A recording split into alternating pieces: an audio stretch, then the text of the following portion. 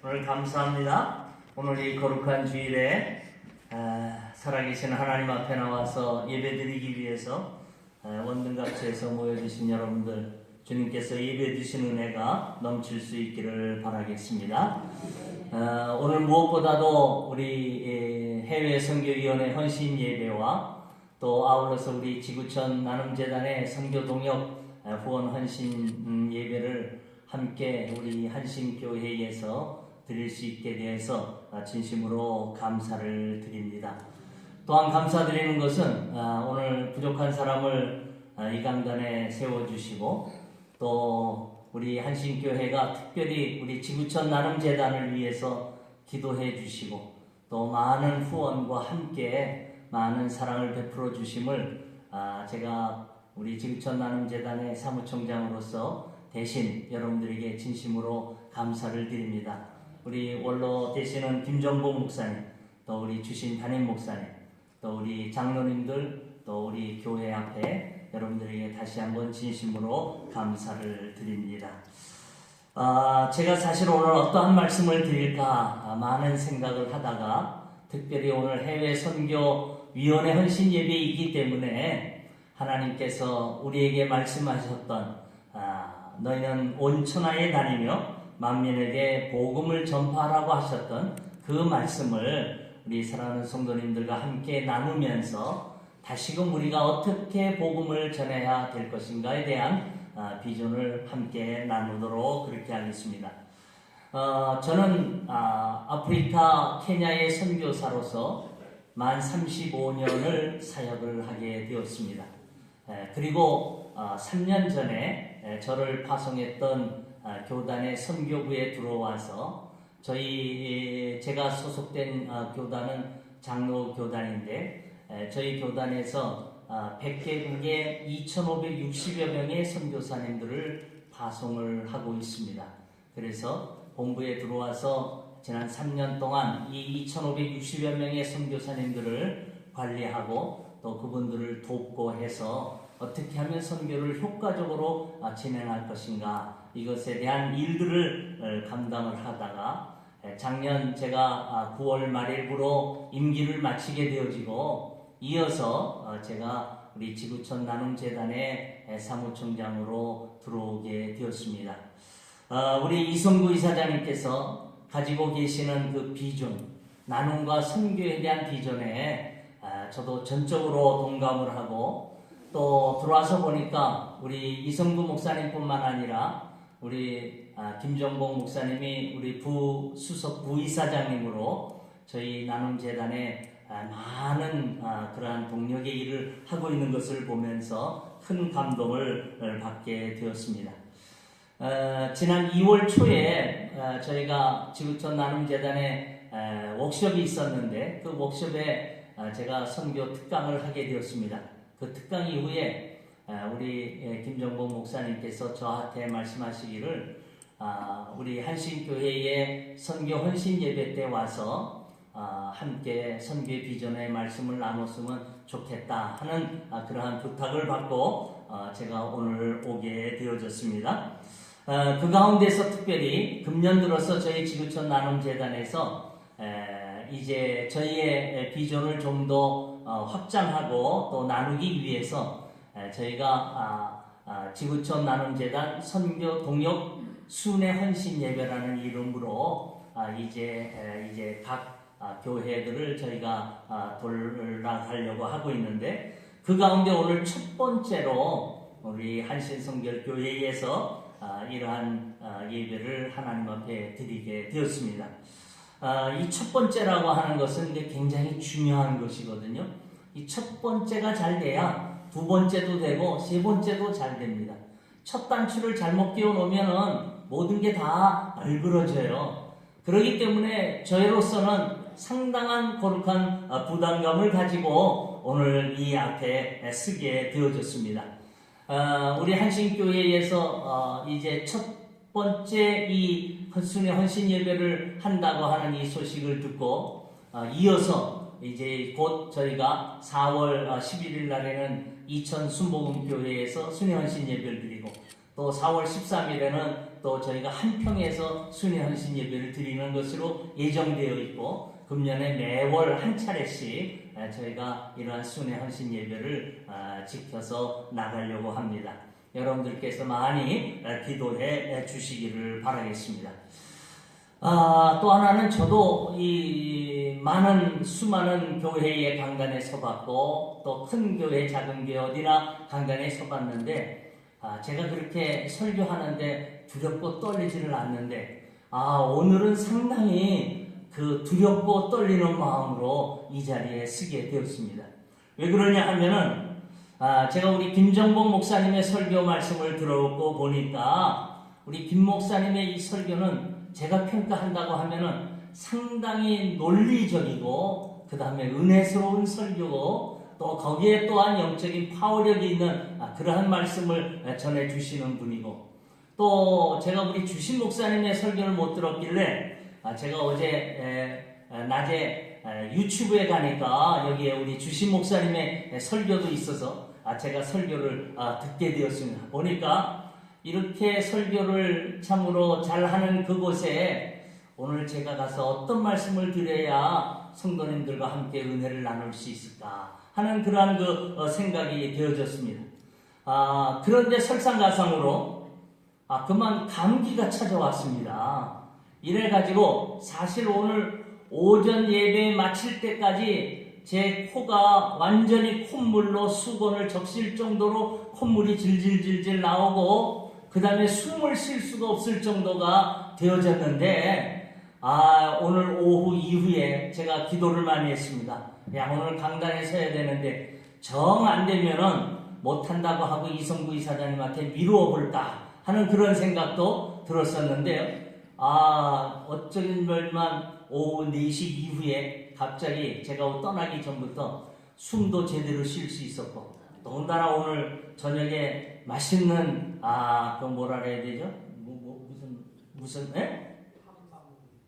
한 방울이 네네 그거 국물 한 그릇 마시고 나니까 완전히 코가 뻥 뚫려져 가지고 제가 이제 이렇게 설교를 할 수 있게 돼서 너무나 감사를 드리게 됩니다. 사실은 저는 한국에서 목회를 하지 않았습니다. 제가 32살에 선교사로 나가서 저도 30대 보내고 40대 보내고 50대 보내고 60대 초반을 또 보내고 60대 후반에 한국에 들어와서 이제 본부의 사역을 마치고 저도 만 70이 지나가서 71살이 되어졌습니다. 그런데 오늘 이렇게 설교를 제가 하는 데 있어서 많은 부담이 있는 것은 뭐냐면 선교사의 신분을 가지고 설교를 하는데 이 선교사가 설교를 잘 못하고 성도들에게 은혜를 잘 끼치지 못하면 제가 볼 때 다음부터는 이 교회에서 선교사에게 강단을 허락하지 않을 것 같아요. 그러니까 그러한 어떤 부담감도 저에게 있게 되어졌지만은 하나님께서 오늘 은혜를 주셔서 여러분들과 함께 말씀을 나눌 수 있게 되어져서 감사를 드립니다. 죄송하지만 저에게 혹시 물 한 번만 갖다 주실 수 있으시면은 좋겠습니다. 이 강단이 더워서 좀 약간 드라이한 것 같아서 그렇습니다. 오늘 이 성경의 말씀에 보면은 바울이 등장을 하는데 이 바울은 복음의 회방자요 핍박자였었습니다. 여러분들이 아시는 대로 사도행전 9장에서 사도 바울이 다메섹에 예수 믿는 사람들이 모여있다고 하는 소식을 듣고 저들을 잡아다가 옥에 가두고 저들을 핍박하기 위해서 다메섹으로 가다가 도중에 빛 가운데 예수 그리스도를 만나게 되어집니다. 그래서 그때부터 이 사도 바울은 복음의 해방자가 아니고 복음의 증인으로서의 저의 일생의 삶을 살아가게 되어집니다. 그래서 사도행전 13장에 가가지고 안디옥 교회에 바나바와 같이 파송을 받아서 마지막 로마에서 순교하기까지 제1차, 2차, 3차 모든 전도 여행을 마치면서 아름다운 복음의 증인으로서의 삶을 살아가게 되었습니다.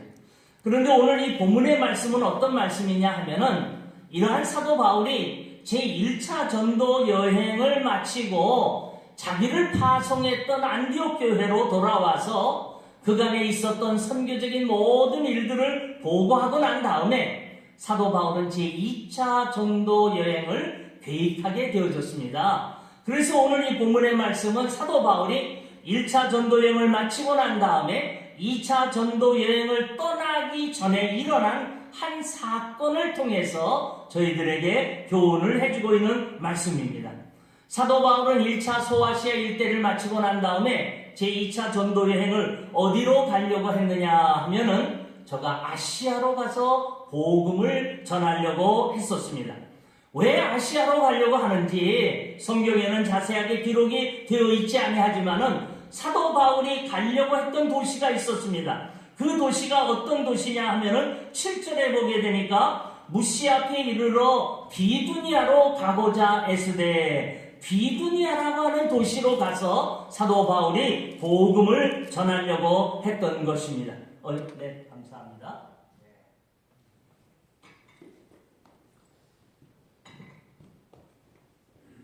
아마 제가 감기약도 먹고 그래가지고 해서 조금 이제 건조해진 것 같습니다. 죄송합니다. 이 사도 바울이 이제 아시아의 비두니아로 가려고 했는데, 이 비두니아는 어떤 도시냐 하면은 바로 아시아로 들어가는 길목에 있는 도시가 되어졌습니다. 그러다 보게 되니까 이곳에는 자연히 상업이 발달을 했고, 또 이곳에는 자연히 교통이 발달을 해서 많은 사람들이 이 비두니아에 모이게 되어져 있는 것이죠. 그러니까 복음 전도자의 입장인 사도 바울 입장에서 본다고 하면은 이 비두니아에 가서 복음을 전한다고 하면은 많은 사람이 복음을 들을 것이고, 그 복음을 들었던 사람들이 각기 자기 고향과 이쪽으로 돌아가서 그 들었던 복음을 다른 사람들에게 전할 수 있는, 아마 요즘 말로 얘기하면은 선교 전략적 측면에서 빠르게 확산될 것이라고 하는 그러한 이유 때문에 사도 바울이 아마 비두니아로 가려고 했던 것 같습니다. 그런데 문제가 생겼습니다. 어떤 문제가 생겼느냐 하면 오늘 본문 말씀이 이렇게 시작을 합니다. 성령이 아시아에서 말씀을 전하지 못하게 하시거늘. 사도 바울이 아시아로 가는 비두니아로 가서 복음을 전하려고 하는데 성령께서 지금 사도 바울로 하여금 아시아로 가는 것을 막고 있다고 하는 사실입니다. 한 걸음 더 나가서 7절에 보게 된다고 하면, 그래도 사도 바울은 내가 어떻게 하든지 비두니아에 가가지고 복음을 전하려고 애를 썼는데 예수의 영이 허락지 아니하였다, 이런 말씀이 성경에 나오고 있습니다. 그리고 그날 밤에 마게도냐의 환상을 통해서 사도 바울을 마게도냐로 부르셨습니다. 사도 바울은 이 환상을 본 후에 바울은 아시아로 가지 아니하고 마게도냐로 가게 되어집니다. 10절 말씀에 보니까 바울이 그 환상을 보았을 때 우리가 곧 마게도냐로 떠나기를 힘쓰니, 저는 사도 바울의 위대성이 여기 있다고 봅니다. 사도 바울이 아시아로 가려고 애를 썼다 그랬어요. 이 말은 많은 걸 준비하고, 요즘 말하면 기도도 많이 하고, 어떻게 하든지 내가 아시아에 가서 복음을 전하려고 했는데 성령께서 막으시고 예수의 영이 막고 난 다음에 사도 바울은 이 마게도냐 환상을 본 후에 우리가 곧 마게도냐로, 이미디어틀리, 즉시 마게도냐로 떠났다고 하는, 떠나기를 힘썼다고 하는 말씀이 여기에 기록이 되어 있습니다. 왜 그러냐 하면 지리적으로 한번 생각해 보시길 바랍니다. 지리적으로 본다고 하면은 이 비두니아는 동쪽에 있는 것이에요. 그런데 이 마게도니아는 지중해를 건너서 서쪽에 있는 도시입니다. 지리적으로도 정반대가 되어지는 것이에요. 뿐만 아니라 사도 바울은 지금까지 이 마게도니아에 대해서는 전혀 생각이 없었어요.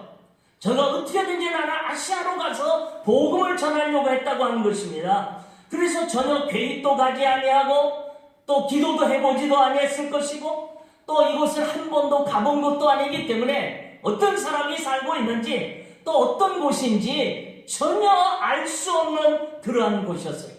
그렇지만 사도 바울은 우리가 이 환상을 보았을 때 곧 마게도냐로 떠나기를 힘쓰니, 이렇게 말씀합니다. 요즘 우리도 이러한 경우를 좀 종종 만나게 되지 않습니까? 교회에서 어떤 일을 하게 된다고 하면은 또 부탁을 하면은 뭐 이런 있으면 이런 얘기를 많이 합니다. 우리는 뭐냐면은 하나님 예, 알겠습니다. 목사님 알겠습니다. 또 하나님 알겠습니다. 그런데 내 지금 형편과 처지가 그렇지 않으니까 제가 좀 더 기도해보고 결정을 하겠습니다. 우리는 그럴 때가 많이 있지 않습니까? 그런데 오늘 이 사도 바울은 그러지 않았어요. 우리가 이 환상을 보았을 때 우리가 곧 마게도냐로 떠나기를 힘쓰니, 여기서 우리는 아주 중요한 성경적 교훈 하나를 얻을 수가 있습니다.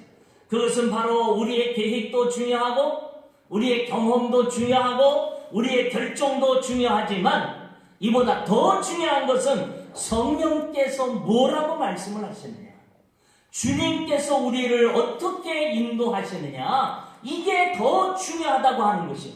왜냐하면 성령의 인도하심은요, 우리의 어떤 이성이나 우리의 어떤 경험이나 우리가 가지고 있는 어떤 전문 지식, 이런 것을 뛰어넘어서 역사하시는 분이 바로 하나님이시기 때문에 그런 것입니다. 그렇기 때문에 이 사도 바울은 아시아로 가려 했지만 성령의 인도하심 가운데에 저가 비두니아로 가지 아니하고 마게도냐로 갔습니다. 사랑하는 성도님 여러분, 저와 여러분의 우리의 삶 가운데에 주님의 인도하심을 받아야만 합니다. 내 계획과 내 결정대로 움직인다면 우리는 반드시 실패할 수밖에 없다고 하는 사실입니다. 그러므로 우리의 삶 전반에 이 성령의 인도하심을 받는 축복의 사람들이 되시기를 주님의 이름으로 축원합니다. 그렇다고 하면은 사도 바울은 어떻게 성령의 인도하심을 받을 수 있었을까? 저는 아주 결정적 이유가 하나 있었습니다. 그것은 뭐냐면 저가 주의 음성을 들었기 때문입니다. 건너와서 우리를 도와달라고 하는 그 음성을 들었기 때문에 사도 바울은 아시아로 가는 것을 포기하고 저가 마게도냐로 갈 수가 있었다고 하는 이 사실입니다. 여러분들, 주님의 음성은 어떤 음성인 줄 아십니까? 주님의 음성은 세미한 가운데 우리에게 말씀하시는 음성입니다. 영어로 제가 표현을 해서 죄송합니다만 이 시편 기자가 주의 음성은 세미한 음성이라 했는데, 이 세미하다고 하는 말을 영어로 whisper라고 하는 단어를 씁니다. 근데 이 whisper라고 하는 단어는 어떤 단어냐 하면은요, 우리말로 굳이 표현을 한다고 하면 아주 소곤소곤거려요. 내가 우리 주신 목사님한테 뭘 얘기를 하는데 옆에 계시는 우리 이성구 목사님도 들을 수 없을 정도로 귀에다 대고 아주 살살살살 이것이 주의 음성. 우리 주님의 음성이 때때로는 내성병력과 같은 거 성경에 있어요. 그러나 대부분 보면 고요한 가운데에 주의 세미한 음성들이 우리에게 들려지고 있습니다. 저는 그 가운데에 하나 예를 든다고 하면은 사무엘상 1장에 보면은요, 하나님께서 어린 사무엘을 부르십니다. 사무엘아, 사무엘하고 사무엘을 부르시는데, 사무엘은 그 음성을 듣고 마치 제사장이 자를 부르는 줄 알고 제사장한테 쫓아갔어요. 아, 제사장님 저를 부르셨습니까? 근데 제사장은 나는 널 부르지 않았다. 주님이 어린 사무엘을 불렀을 때에 그 주위에는 제사장도 있었고 성전을 지키는 사람도 있었고 많은 사람들이 있었지만 어느 누구도 주의 음성을 듣지 못하고 오직 어린 사무엘만 들을 수가 있었다는 사실입니다. 우리가 왜 주의 음성을 듣지 못하는지 아십니까? 여러 가지 이유가 있겠죠. 이 존 스타트라고 하는 영국의 유명한 설교사요 신학자인 존 스타트라고 하는 목사님이 계신데, 이분이 주의 음성을 듣는 법이라고 하는 조그만 묵상집을 냈어요. 굉장히 조그만 책입니다. 우리 한국에서도 번역이 돼서 생명의 말씀사에서 나온 거로 제가 봤는데, 그 조그만 책에서 이분은 우리가 주의 음성을 듣지 못하는 이유를 크게 두 가지를 들었습니다. 그 첫째는 뭐라 그랬느냐 하면은, 영어를 써서 죄송합니다만은 그분의 표현에 의하면은 too busy, 너무나 바쁘다는 거예요. 우리 삶이 너무나 바빠. 얼마나 바쁜지 몰라. 그래서 주의 음성을 듣지 못하고 있어요. 놓치고 있어요. 주님이 우리를 부르는데. 그렇습니다. 저희는 오랫동안 해외에서 생활을 했습니다. 그러다가 어쩌다 한국에 들어오면 한국 사람들처럼 바쁜 사람들이 없어요. 계단을 내려가도 걸어 내려가는 사람은 우리고 다 뛰어 내려갑니다. 심지어 에스카레이터를 타도 그냥 뛰어내리고 뛰어오르고 그러지 걸어가는 사람 별로 없는. 모든 삶이 너무나 바빠. 예? 옛날보다 지금 너무나 바빠졌어요. 우리가 이 예배를 드리면은, 이렇게 예배를 드리면은, 우리 한신교에서는 그러지 않겠지만은, 옛날에 제가 부교육자로 있었을 때 교회에서 보면요, 예배 드리다가 이제 마지막 목사님의 축도를 하면서 축도를 하려고 손이 올라가기만 하면은 막 예배 그냥 박차고 나가는 사람들이 있어요. 워낙 그 시간이 바빠서 그런지 모든 일에 바빠요. 이 바쁜 것 때문에 정작 우리가 주의 음성을 듣지 못하고 있다네. 제가 이제 저희 선교훈련원에서 선교사 후보생들이 이제 훈련을 3개월을 받는데, 거기서 제가 강의를 하게 되면은 우리 후보생들이 저한테 많은 질문 가운데 가장 많은 질문이 뭐냐면, 목사님, 이제 우리가 선교사로 나가는데 뭘 준비하면 좋겠습니까? 그래요. 그래서 어떤 사람들은요, 남자들은 이제 정비도 배운다, 수지침도 배운다, 여자들은 또 미용도 배우고 뭐도 배운다, 이런 거 하는 것들을 많아요. 근데 사실 그거 소용없어요. 저도 선교지 나가기 전에 수지침 한 달 동안 가서 배웠는데, 가죽한 세트 지난 40년 동안 한 번도 써먹은 적이 없어요. 가장 중요한 건 뭐냐면요, 하나님과 나 사이의 관계가 끊어지지 않는 것을 준비하고 나가야 돼요. 네. 이게 안 되니까 현지에 가서, 죄송한 표현입니다만은, 아침에 늦게 일어나도 누가 뭘 할 사람 없어. 새벽기도 안 가도 누가 뭘 할 사람 없어요. 성경을 안 봐도 누가 뭘 하는 사람, 자기만 해요. 네. 점점 이제 우리의 모든 신앙이 나태해질 때가 너무나도 많이 있다고 하는 이 사실. 두 번째로 이 존 스타트 목사님이 뭐라고 말씀하냐면은, 우리가 주의 음성을 듣지 못하는 이유를 too noise, 너무나 시끄럽다는 거예요. 우리 주변이 너무나 시끄러워. 얼마나 시끄러운지 몰라요. 세상의 다른 것들 때문에 우리가 너무나 시끄럽다 모르게 되니까 오늘 우리가 주의 음성을 듣지 못하고 있다는 것입니다. 사랑하는 성도님 여러분, 우리가 아무리 바쁘고 시끄러운 가운데에서도 주의 음성을 들을 수 있기를 주의 이름으로 축원합니다. 그래야만 우리의 생명이 살아납니다. 오늘 예배 중에 우리에게 말씀하시는 주의 음성을 들어야 돼요. 기도하는 중에 우리의 주님이 말씀하시는 음성을 들어야 돼요. 오늘 찬송하는 중에 주님의 말씀을 들어야 돼요. 오늘 이 저녁 시간에 여러분들 지금 여기에 나와서 앉아 계시는데, 오늘 이 예배를 통해서 하나님이 말씀하시는 그 말씀을 듣지 못한다고 하면은 마치 우리는 뭐와 같으냐? 이사야 선지자가 얘기한 것처럼 이사야서 1장에 보니까 너희가 오직 내 마당만 밟을 뿐이라. 그냥 왔다 가는 거예요. 시간만 채우는 거예요. 그래서 소용이 없는 것이죠. 여러분들, 저와 여러분의 삶은요, 일주일을 우리가 본다고 하면 시작점이 어딘지 아십니까? 우리는 주일이 시작점이에요. 세상의 사람들은 월, 화, 수, 목, 금, 토, 일 이렇게 나가지만 저희는 주일, 월, 화, 수, 목, 금, 토가. 왜? 이 주일을 통해서 우리가 하나님의 말씀을 통해서 주의 음성을 듣고 우리가 새로운 힘과 소망과 이걸 가지고 있어야 일주일을 이 땅에 나가서 승리하는 삶을 살아갈 수 있는 거예요. 근데 이 주일날 우리가 주의 은혜를 받지 못하고 하고 주의 음성을 듣지 못한다고 하면은 한 주간의 생활이 얼마나 고달픈지 모른다고 하는 이 사실입니다. 저와 여러분이 예수를 믿은 지 10년이 됐고 20년이 됐고요. 또 우리가 집사도 됐고 권사도 되고 장로도 되고 목사도 되고 선교사도 됐지만은 왜 아직까지도 우리가 무기력하느냐 하는 사실이에요. 이것은 뭐냐면은 주의 음성을 듣지 못하고 있기 때문에. 이 주의 음성은 한 번 들은 것으로 되는 것이 아니에요. 날마다 우리는 주의 음성을 들어야만 저와 여러분이 살아갈 수가 있음을 기억하시기를 바랍니다. 제가 오늘 결론적으로 얘기를 합니다.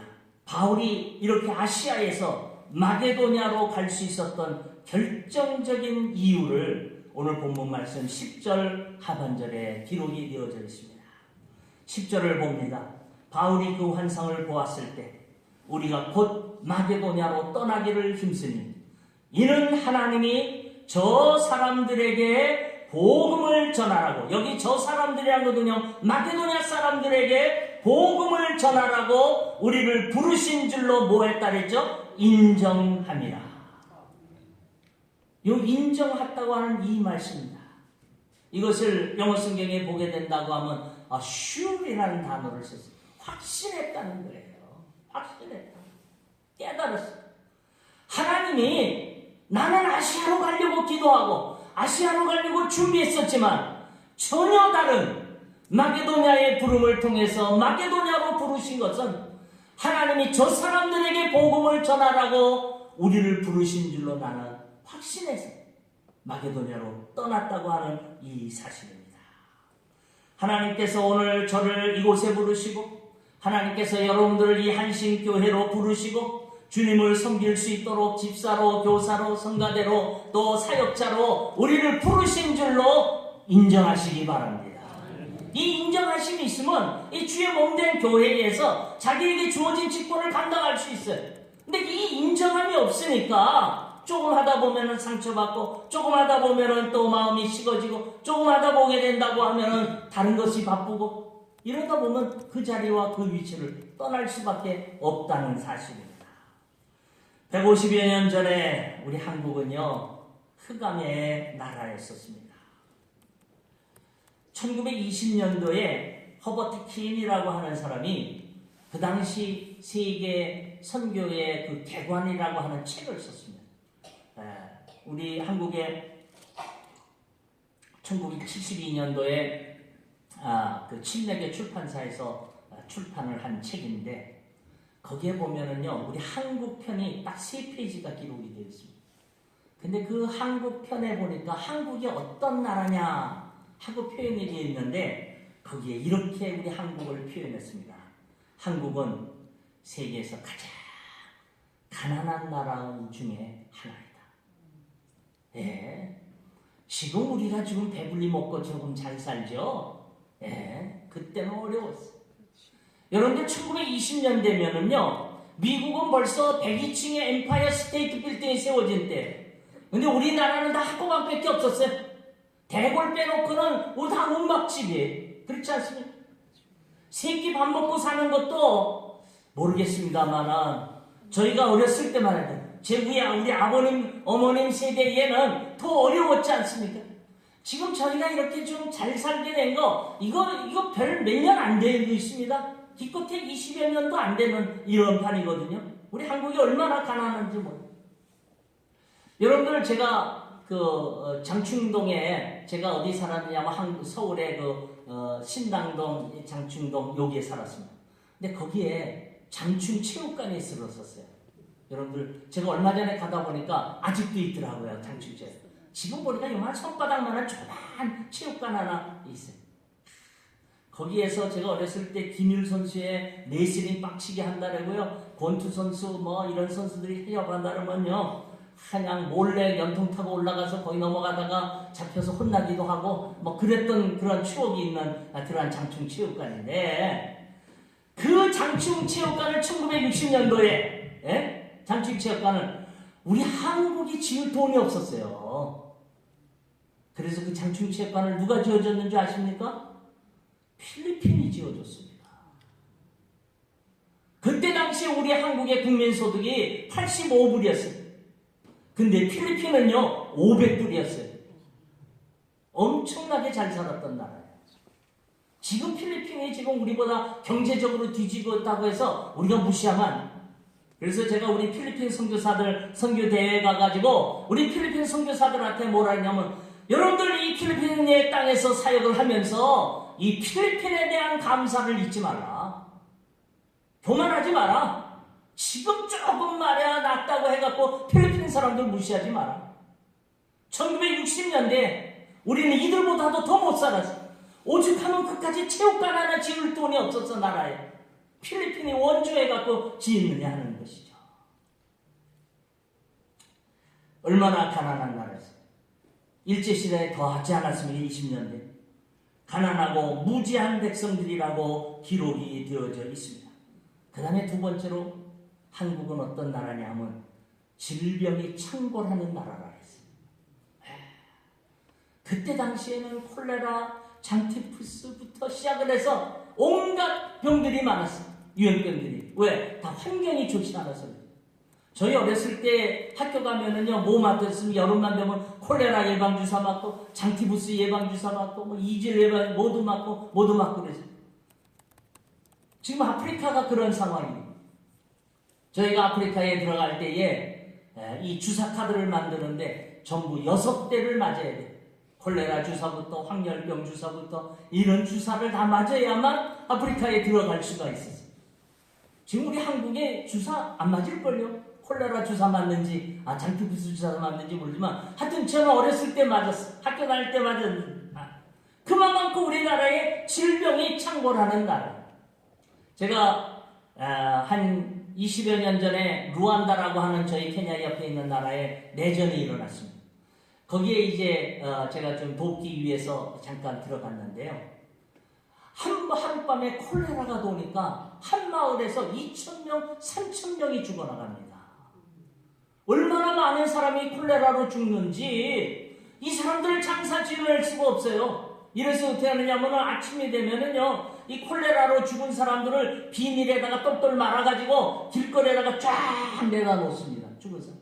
그러면 덤프 트럭이 지나가면서 마치 우리 개베지 쓰레기를 통을 집어 던지듯이 이 사람들을 그 덤프체에다가 집어 던져서 가득 싣고 가가지고 포크레인으로 땅을 파가지고요. 그리고 거기다가 500구씩, 1000구씩 집어넣고 사람들을 한꺼번에 매장해버리고 맙니다. 저 무서웠어요. 예? 하룻밤에 2,000명씩 그 한 마을에서 죽어가고 있는. 우리 한국에 그러면 영적으로는 어떻게 되었습니까? 우리 영적으로는 정말로 흑암 아래에 있는 죄 가운데 죽을 수밖에 없었어요. 그때에 우리에게 하나님께서는 복음의 사자들을 보냈습니다. 미국의 북장로교 선교부에서 또 감리교의 선교부에서 언더우드와 펜셀라를 이 땅에 보내주심으로 인하여 우리들에게 복음이 전파되게 되었습니다. 그로 인하여 오늘 저와 여러분이 이렇게 편하게 하나님 앞에서 예배를 드릴 수가 있는 것이에요. 그때 우리가 복음을 받아들이지 않았으면 우리가 어떻게 되겠습니까? 제가 동영상 한번 준비해 주시면은 제가 이제 보다가 언더우드 선교사가 쓴 기도문이 있었는데 이걸 누가 짧은 동영상을 하나 만들었는데 그 동영상에 제가 지금 설명을 드린 그 당시에 우리 한국의 어떤 상황들을 너무나도 잘 보여주고 있어요. 또 언더우드 기도문 한번 동영상을 먼저 틀어주시겠습니까? 한번 같이 보고 말씀을 이어나가겠습니다.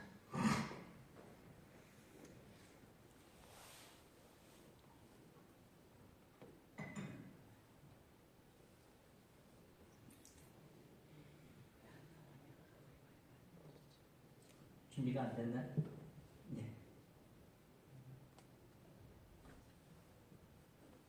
네, 그럼 준비되는 대로 한번 보여주시기를 바랍니다.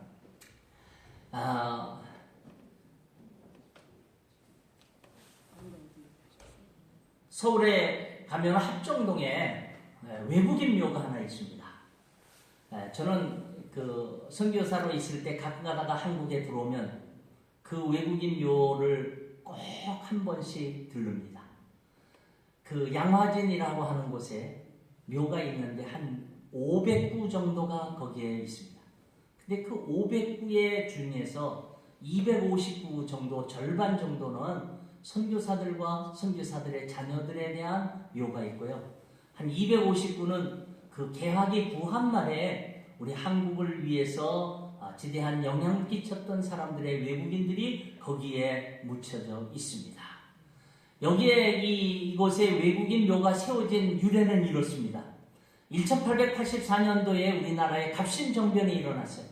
근데 그 갑신정변은 구한말 시대의 그 수구파와 개혁파 간의 싸움이었었죠.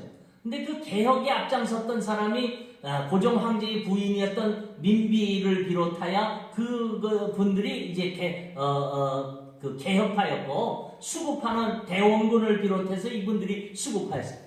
이 두 분들이, 이 두 집단이 싸우다가 민비의 조카였던 민영익이라는 사람이 그만 칼에 맞아서 사경을 행하게 되었습니다. 근데 그때 당시 우리는 한의학이었기 때문에 일반 어떤 다른 내적인 면 이런 것들은 고칠 수 있었지만, 칼에 맞아갖고 절상이 되어진 이것은 한의학으로 잘 고치기가 어려워졌습니다. 그때에 우리 한국의 미국의 북장로교 선교 의료 선교사였던 알렌이라고 하는 사람이 한국에 들어와 있었습니다.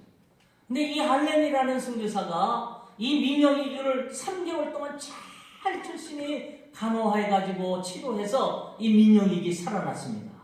그러니 얼마나 좋겠어요. 그래서 그때 당시 고종 황제가 이 알렌을 통해서 우리나라의 최초의 현대식 병원 하나를 세우게 합니다. 그것이 여러분들이 잘 아는 제중원 광해원이라고 하는 병원이에요. 여기 원장으로 있다가 미국하고 우리하고 수교를 하고 나니까 이 알렌 선교사가 미국 공사로 자리를 옮겨가게 되었습니다. 그러다 보니까 제중원에 원장이 또 필요해요. 이래서 미국의 선교부에서 이번에는 27살 먹은 젊은 청년 의사 헤론이라고 하는 사람을 우리 한국에 보내게 되어집니다. 그래서 그 헤론이 우리 한국에 들어와서 이제 선교 사역, 의료 사역을 하는데, 요즘으로 표현하면 이렇습니다. 주중에는 궁궐에서 임금과 대신들을 치료하는 일을 하다가 주말이 되어지면은 왕지 가방 하나를 들고 성 밖으로 나가서 일반 백성들을 치료하게 되어집니다. 그런 치료를 하다가 그만 이 헤론이 장티푸스에 걸렸어요. 그래서 그 장티푸스에서 헤어나오지 못하고 32살이라고 하는 젊은 나이에 저가 사망을 하게 되어집니다. 그래서 이제 이 사람을 죽었으니까 묘를 써야 되는데 문제가 생겼어요. 그때 당시의 법으로는 이 외국인들은 이 사대문 안에는 묘를 쓸 수가 없는 거예요.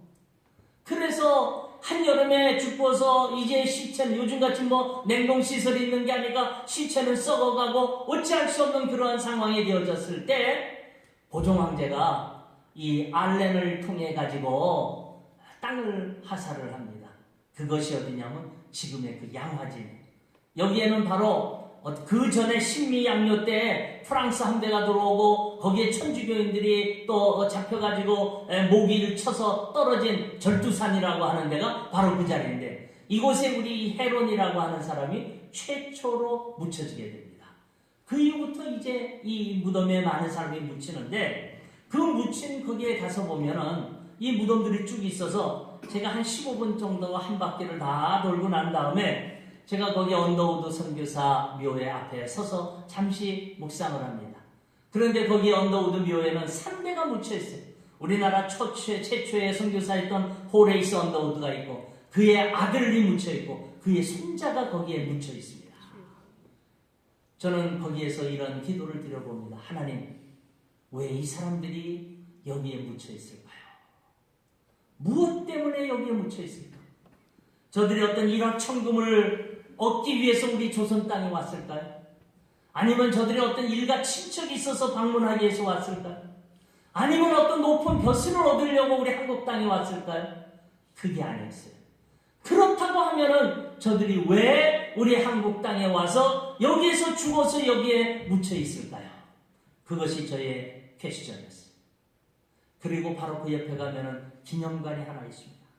근데 그 기념관에 들어가면은요, 자동문이 열리고 그 다음에 불이 깜깜한 가운데 벽면에 한 줄기 빛으로 이제 글씨가 새겨집니다. 혹시 방송실에서 준비가 됐으면은 하나님이 생을 요거를 한번 화면에서, 제가 안 보이는 건가요? 화면에 나옵니까? 안 나오죠? 네, 그렇습니까? 네. 아니요, 그거 말고요. 이거 먼저 보시겠습니까? 이거는 제가 드린 게 아닌 것 같은데. 네? 이건 아니죠. 네. 영상 안쪽을 안 들었어? 네. 그렇군요. 뭐가 좀 잘못된 것 같습니다. 나중에 보도록 그렇게 하겠습니다. 네, 오늘 하자. 근데 그 벽에 뭐라고 써있느냐 하면은요, 하나님이 세상을 이처럼 사랑하사를 거기에 이렇게 썼습니다. 하나님이 조선을 이처럼 사랑하사. 제가 그 선을 보는 순간에 받아들었어요. 그렇습니다. 하나님이 조선을 사랑해서 언더우드도 보내고 아펜셀라를 보내고 아일랜드 보내고 헤론을 보낸 것이지 저들이 온 게 아니에요. 오늘 우리 한국교회가 착각에 빠지면 안 될 것들이 하나 있어요. 그게 뭐냐면은 한국교회가 선교사를 보낸 게 아니에요. 하나님이 보내신 거예요. 하나님이 캄보디아를 사랑하시고 하나님이 미얀마를 사랑하시고 하나님이 브라질을 사랑하셔서 그 백성들을 사랑해서 선교사들을 보낸 거예요. 단지 우리는 뭐예요? 쓰임을 받는 도구입니다. 도구예요. 여러분들 우리 한국이 얼마나 많은 도움을 받았는지 아십니까요? 지금 제 아들이 미국의 그 PC 장로교 선교부의 부총무로 선교부에서 사역을 하고 있습니다. 그런데 그것이 바로 이제 우리 최초로 우리 한국에 보냈던 미국 북장로교 선교부의 그 후신이거든요. 근데 거기에 기록에 의하면 우리 한국 땅에 엄청난 물질을 보냈어요. 그들이 와서 교회를 세우고 그들이 와서 학교를 세우고 그들이 와서 병원을 세우고 이 모든 일을 통해서 오늘 우리가 이렇게 일어난 것이에요. 여러분, 그 중에 하나를 제가 딱 설명을 한다고 하면은 언더우드 선교사의 형이 언더우드인데 이 사람도 이 언더우드가 무엇 하는 회사 사장이었느냐면 타자기를 파는 회사 사장. 언더우드 타자기를 혹시 아시는 분이 있으면 모르겠습니다만은 저희가 옛날에 보면 언더우드 타자기가 있어요. 우리 한국에는 공병우 타자기라는데 요즘은 컴퓨터지만은 요즘 세대는 타자기 본 적도 없을 거예요. 그런데 언더우드 타자기를 팔아서 돈을 번 돈 가지고 자기 동생이 한국 땅에서 사역을 하고 있으니까 이 언더우드 선교사에게 보냈어요. 그 돈 가지고 세운 것이 오늘날 연세대학교예요. 엄청난 일들을 감당을 했다고 하는 이 사실입니다. 사랑하는 성도님 여러분, 우리는 빚진 자들입니다. 우리는 빚진 자들이에요. 특별히 우리는 복음의 빚진 자들입니다. 우리는 이 빚을 이제는 갚아야 될 때가 되었습니다. 이 빚을 어떻게 갚아야 될 것이냐 하는 것이죠. 제가 만약 우리 주신 목사님한테 돈 100만 원을 빌렸으면 저는 빚진 자입니다. 그러면은 100만 원을 제가 준비해서 우리 주신 목사님한테 갚아야 돼요. 그런데 복음의 빚은 그렇지 않습니다. 복음의 빚은 우리가 받았어요. 이제 받았다고 하면 이 빚을 갚기 위해서는 아직도 복음의 빚이 필요한 사람들에게 우리가 가서 복음을 전하는 것이 복음의 빚을 갚는 원리입니다. 오늘 우리가 여기까지 제가 오늘 짧은 시간에 긴 시간 말씀드릴 수가 없어서 설명을 못 드립니다만은 엄청나게 많은 걸 받았습니다. 제가 군 생활을 이제 8군에서 제가 군 생활을 했는데 거기서 제가 그 채플린 어시스트 군종병을 했습니다. 그런데 거기서 제가 그 채플린 펀드라 해가지고 우리 한국의 고아원 양로원을 비롯한 여기에 들어가는 돈을 제가 이제 관리하는 일을 감당을 했는데 돈이 어마어마한 돈이에요. 바로 제 부대 옆에 우리 한국의 장로님이 하고 있는 이제 고아원이 하나 있었어요. 고아애들이 한 5, 60명 돼요. 거기에 겨울만 되면 얼마나 우리 한국이 춥습니까? 그래서 그 아이들 온돌방 그 기름을 떼라고 저희 부대에서 한 50개로 들어가는 그 도라무통 그거를 이제 몇 개를 갖다 줍니다. 그래서 한 달에 2번 거기에다가 이제 연료를 해주면 그나마 애들이 조금 따뜻하게 지날 수 있습니다. 아침에 제가 이제 거기에 기름을 보냈습니다. 그러고 가서 넣었는데 오후 한 2시쯤 됐더니 미군 군목이 제 사무실로 오더니 저를 부르는 거예요. 그때 제가 상병인데 코포럴 인 하고 부르더니 제 이름이 강인중인가 가운데 인자만 부르니까 상병 코포럴 인 하고 불러요. 그래서 급하게 나갔더니 나랑 같이 그래서 차를 몰고 어디로 갔느냐면 그 고아원을 옆을 갔더니 아침에 갖다 집어넣은 그 기름 탱크에서 호스를 대고 기름을 뽑아내고 있는 거예요. 팔아먹으려고. 네. 그거를 보고 저도 실망했지만 금목도 이제 이런 일이 한두 건이 아니거든요. 저도 케냐에 가서 그런 일들을 많이 느끼게 되어집니다. 저와 같이 동역하고 있는 우리 현지 목사가 하나 있어요. 이 목사인데 제가 이제 한국이나 이렇게 나오면 같이 동역하고 있는 우리 여러 현지 목사들이 있지 않습니까? 전사들에게 기념품을 좀 뭐 하나 사다 줍니다. 어떤 때는 혓대도 사다 주기도 하고 굉장히 귀하니까. 그러는 중에 저 남대문 시장 근처에 가면요 10,000원짜리 시계들이 많아요. 지금은 10,000원 아니겠지만 옛날에 돈 10,000원만 줘도 시계들을 사는 거야. 근데 아프리카 사람들이 이거 얼마나 좋아하는지 몰라. 비록 한 번 가다가 쓰면은 그다음부터는 안 가지만은 그래도 처음에는 가니까 그래서 이제 시계도 좀 사다 주고 그러는데 하루는 우리 그 목사가 뭐라 그러냐면 나한테 와가지고 자기한테 시계를 하나 좀 더 사달라. 왜 그러냐 그랬더니 자기가 엊그제 강도를 만나갖고 시계를 다 틀려고 그랬다. 그래갖고 시계가 없다는 거예요. 그러냐. 그랬어. 그러고 이제 한 2, 3개월 지났는데 어느 날 만났는데 우리가 시계를 차고 있는데 지난번에 내가 사다 준 시계를 차고 있더라고. 거짓말로 강도를 만났다고 없어야 또 하나 주니까. 그러네. 주일이 되면은 저와 저희 집 사람들이 저희가 세우는 교회를 방문하게 되어집니다. 키베라라고 하는 지역에 교회를 세웠는데 오늘 그 교회에 이 목사가 담당을 하고 있어요. 저희 집에 옆에서 같이 살고 있었습니다. 근데 토요일 날 저녁에 제 방문을 두드리더니 하는 말이 뭐라냐면 선교사님 내일 주일날 제가 교회를 가야 되는데 차비가 없습니다. 목사가 가서 설교를 해야 되는데 차비가 없다라니까 우리 한국 돈으로 한 2, 3천 원 그래. 그래서 제가 차비를 한국 돈 한 2, 3천 원 되는 돈을 주었어요. 그리고 그 다음날 주일날 아침에 제가 다른 데를 가야 되는데 일정이 바뀌어갖고 그 교회 갔어요. 어저께 이 친구를 왔었어요. 갔는데 예배 시간이 다 돼도 목사가 나타나질 않아. 30분이 지나도 안 나타나고 1시간이 지나도 안 나타나요. 그래서 제가 예배를 인도하고 그리고 돌아왔어요. 그날 저녁에 그 목사가 들어오질 않았어요. 그리고 그 다음날 그 목사가 집에 왔어요. 그래서 제가 물어봤습니다. 패스터 왜 태사 어제 너희 교회 예배가 어땠냐? 그랬더니 이 친구 말하는 게 뭐라냐면 So wonderful. 너무나 좋았대요 어제 예배가. 여러분들 그런 마음이 들 때는 어떤 마음을 가지겠어요? 여러분들 생각 한번 해보세요. 그렇지 않습니까? 저희가 선교센터를 짓는데요. 한국에서 기술자 한 분이 오셔서 안수 집사님이 퇴직하시고 오셔서 이제 도와줘서 저희 센터를 건축을 해나가고 있었습니다. 그런데 어느 날 강도들이 한 20명, 30명이 들어왔습니다. 20, 30명이 들어와서 이불로 뒤집어 씌우고 모든 걸 다 털어갔어요. 뭐 털어가 마치 별건 아니죠. 하다못해 휴지 조각 하나, 반스 하나, 양말 한쪽 아래로 다 들고 갔어요. 그 다음날 이제 이 사건을 수습을 하면서 하다가 그 강도들을 잡았어요. 몇 사람. 잡고 나니까 다 누군 줄 아세요? 우리 교회 교인들이, 청년들이. 얼마나 마음이 상했어요.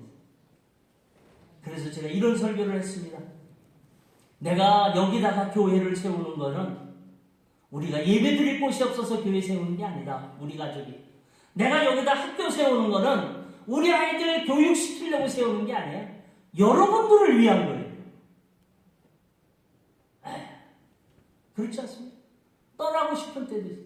그러나 아까 말씀드린 대로 우리 한국의 고아원에서 이런 일들이 있었지만 그러나 선교사들이 떠나지 아니했다는 사실이죠. 2002년에 미국에서 시카고대에서 선교대회가 열렸는데 우리 한국에서 평생을 사역한 선교사님이 있었습니다. 마포 사무엘 박사의 아들인 사무엘 마펫이라고 하는 분이 있는데 이분이 이제 은퇴를 하고 미국에 들어왔길래 저희 선교사들이 감사패를 하나 만들어 갖고 이 아들에게 주었습니다. 그랬더니 그 선교사님이 그 패를 받더니 감사 인사를 하는데 너무나 충격적이었어요. 이분이 이렇게 표현을 합니다. 제가 영어를 사용해서 죄송합니다만은 I have an American passport. 나는 미국 시민이다. 나는 미국의 패스포드를 가지고 있다. 그러나 my heart is in Korea. 그러나 내 심장은 한국에 있다. 야, 그때 제가 선교사로 한 20년 할 때였었어요. 저는 그날 숙소에 돌아와서 곰곰이 생각하면서 정말로 회개했습니다. 내가 저분과 같은 고백을 할 수 있을까? 저는 그럴 수가 없었어요. 그럴 수가 없어요. 여러분들 그 토대 위에 우리 오늘 한국교회가 세워졌습니다. 마지막으로 제가 한 분을 이 얘기를 하고 시간이 갔더라도 맞춰야 될 것 같습니다. 저도 얼굴을 본 적은 없었습니다만 우리 한국 초기에 왔던 한국교회에 와서 사역을 했던 간부열이, 한국 이름으로 간부열이고요. 미국 이름으로는 캠벨이라고 하는 선교사님이 있었습니다. 혹시 대구에 있는 계명대학을 나오신 분들은 계명대학을 설립한 분이 바로 이 캠벨이라는 선교사입니다. 근데 미국의 북장로교 선교사로 우리 한국에 들어와서 강원도 원주를 중심으로 해서 사역을 하다가 아이를 하나 낳았습니다. 그래서 그의 아들의 이름을 캠벨 주니어라고 이름을 붙였습니다. 이 캠벨 주니어가 우리 한국 땅에서 어린 시절을 보내고 제가 미국으로 가서 미국에서 칼빈 신학교에서 신학을 공부하고 목사가 되어서 선교사로 저희 아프리카 케냐의 선교사로 나왔습니다. 제가 지금부터 40여 년 전에 케냐에 들어갔을 때 이분이 70세가 넘으셔가지고 이제 은퇴를 하고 미국으로 들어갈 시기에 들어갔습니다. 그리고 40년을 했으니까 지금부터 80년 전에 우리 케냐에 선교사로 왔던 분입니다. 그래서 이분이 한국에서 태어나고요. 한국말도 잘하고 또 저희와 이제 이런 관계가 있기 때문에 교제를 하게 됐어요. 그리고 이제 얼마 안 있다가 미국으로 은퇴를 떠나게 되니까 저희가 모여서 그분을 환송하는 파티를 열었습니다. 조촐하게 한국 음식을 해갖고 그날 저녁을 한국에 관한 이야기, 아버지 얘기, 선교 이야기 쭉 하다가 하는데 이분이 갑자기 차를 마시던데 이 찻잔을 들고 차를 마시더니 저희를 물끄러미 쫙 그때 이제 우리 선교사가 4사람밖에 없었어요. 근데 우리 4사람을 쫙 쳐다보더니 눈물을 쭉 흘리시는 거예요. 그러면서 이렇게 얘기를 합니다. 자기 아버지가 한국 땅에서 일생을 보냈는데 자기가 한국에 들어가 보니까 자기 아버지를 아는 사람은 한 사람도 없대. 한국에는 맨날 얘기만 하면 언더우드 아펜셀러 선교사만 얘기하지 다른 선교사들은 없는 것처럼 얘기해. 저도 뭐 잘 들어보지 못했으니까. 자기도 그때 당시 40년 전에 아프리카에 와가지고 아프리카 복음주의 장로교단을 만들고 복음을 전했는데 자기는 실패한 선교사예요. 왜? 열매가 없으니까. 40년 동안 그렇게 사역을 했지만 그 교단이 제가 갔을 때 보니까 한 40개 교회가 있는 교단인데 그 중에 건물이 세워진 거는 2개밖에 없고 나머지는 다 나무 밑에서 예배를 드리거나 다른 데서 예배를 드리는 그것까지 합쳐서 그냥 40여 개의 교회가 세워진 교단이에요. 그러니까 이분이 내가 평생을 들여서 여기 와서 사역을 하고 이제 나이가 들어서 은퇴하고 떠나면서 마음의 부담을 가진 거예요. 내가 무엇을 했는가 하고 부담을 가지고 있는데 이분이 뭐라냐면 내가 오늘 여러분들을 보니까 우리 아버지가 한국 땅에 뿌린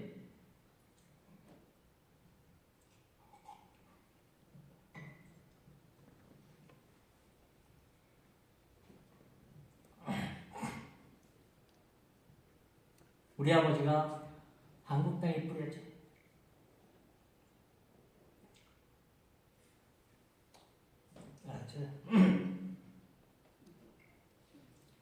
복음의 씨앗이 한국에서 싹이 나고 자라나서 100년이 지난 후에 여러분들을 이곳 아프리카까지 보냈다는 이것은 바로 아름다운 복음의 열매입니다. 그러면서 이분이 이렇게 고백을 해요. 여러분들 끝까지 남아서 이 땅에 복음을 전해주시기 바랍니다. 그때 저는 이제 선교지에 들어간 2, 3년밖에 안 된 초년병이었어요. 그 얼마나 제 마음을 감동시켰는지.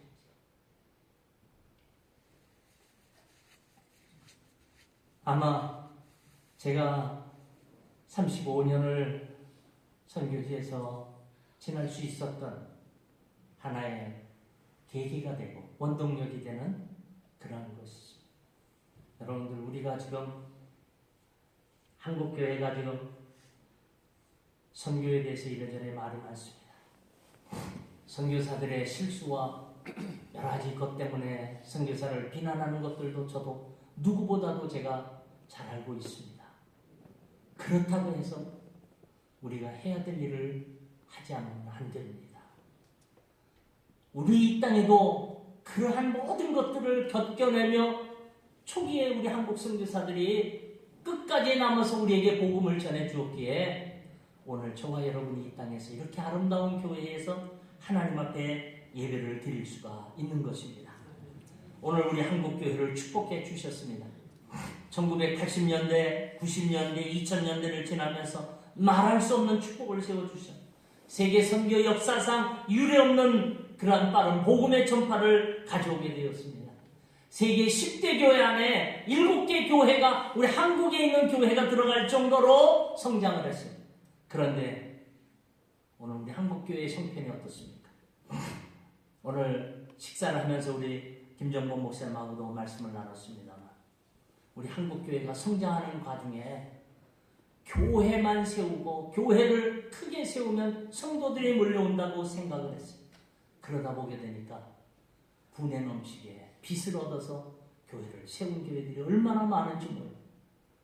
이 빚 때문에 하나님께서 저와 여러분에게 주신 이 본질의 사명을 잊어버리고 있어요. 네? 이 빚 때문에 오늘 우리가 나눔과 선교를 제대로 못하고 있는 거예요. 그냥 자기 혼자만 먹고 살고 있는 거예요. 네. 여기는 우리 한식교회는 제가 그렇지 않다고 얘기를 들어서 제가 이렇게 담대하게 얘기를 합니다만은 제가 GMS라고 하는 본부에 있을 때 보면은 교회들을 방문하면은 너무나 안타까워요. 우리 김병준 목사님 아시겠습니까? 왕십리 어느 교회는요 너무 잘 됐어. 5층으로 제가 봐도 잘 됐어요 지금. 근데 그 교회 현관에 들어가니까 교회 빚을 갚기 위해서 퍼즐이 돼 있어요. 이 퍼즐 하나에 5천만 원 써 있어요. 5천만 원 헌금 하나씩 해서 그렇고. 그런데 아직도 교회가 다 완성이 안 됐어요. 그 밑에 보니까 뭐라고 써 있는지 아세요? 지금 있는 빚이 놀라지 마세요. 264억.